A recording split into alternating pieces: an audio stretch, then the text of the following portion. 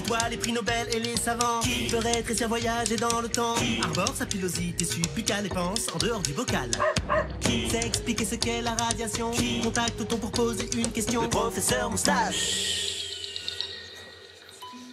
Cher prof, j'ai une question que je me disais en moi-même comme ça. Comment ça marche l'érection chez un monsieur?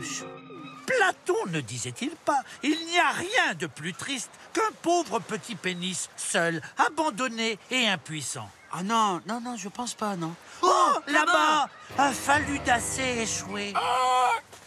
Impossible de remettre en mer un pauvre faludacé de la famille des pénissoïdes quand il est tout mou. L'idéal serait qu'il soit en mode dur. Hélas, tout ça ne se commande pas. J'y arrive pas. Pourquoi il pleure, le dauphin? Mon Dieu, comment expliquer l'érection à des enfants? Aristote ne disait-il pas? Non, c'était pas lui. Si je mets mes lunettes qui permettent de voir à l'intérieur des gens, que vois-je dans le zizi? 2 grands corps caverneux et un corps spongieux. La plupart du temps, le pénis est au repos, tranquille, affalé dans le canapé.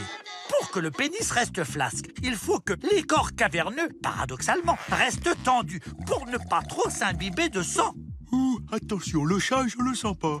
C'est super utile d'être mou. Ça permet de mieux amortir les chocs de la vie. Puis arrive un moment où le cerveau perçoit un truc comme super excitant. Encore une clé! Merci, monsieur Fouras. Et envoie au corps caverneux l'ordre de se relâcher, d'ouvrir les vannes et de stocker un max de sang. Un peu comme des bouées de zodiaque. L'érection est un vrai challenge anatomique, car le pénis doit à la fois maintenir un max de sang pour être tout dur, tout en le laissant circuler pour être alimenté en oxygène, sans se dégonfler une seconde. Heureusement, Dieu a fait Polytechnique, option tub. Je crois que j'ai trouvé la solution pour le projet Bistouflette insubmersible. Le génie a été de placer les corps caverneux dans ce qu'on appelle la tunique albuginée. Au repos, les corps caverneux sont alimentés en sang par les artères, puis le sang repart librement par les veines. Comme ces dernières sont sous la tunique, quand les corps gonflent, elles se retrouvent toutes serrées dans leur pull. Ça presse et ça coupe ainsi le retour veineux. Le zboob reste ainsi gonflé un temps. C'est ce qu'on appelle l'occlusion veineuse passive. Dra, dra. Bon, après, il y a des cas où ce mécanisme part en sucette et le faludacé ne peut plus redevenir flasque.